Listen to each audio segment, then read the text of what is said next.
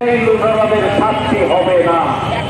সেজন্য ১ নম্বর হচ্ছে প্রেসিডেন্ট আচরণ করলেই মৌলিকভাবে আমরা পবিত্র হব। ২ নম্বর হচ্ছে আমাদের স্পেশাল ট্রাইব্যুনালের সেই prosecutor chief prosecutor Tajul Islam সহ সকলকে ধন্যবাদ জানাচ্ছি।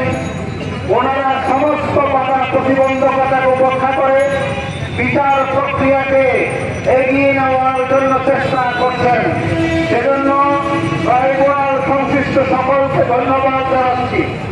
এই বিচার প্রক্রিয়াকে বাধাগ্রস্ত করার জন্যই মৌলিকভাবে প্রতি বিষয়াচার তাদের পুরানো অভ্যাস সেই অগ্নিকাণ্ড শুরু করেছে, খুন শুরু করেছে, চূড়াগুপ্ত হামলা শুরু করেছে।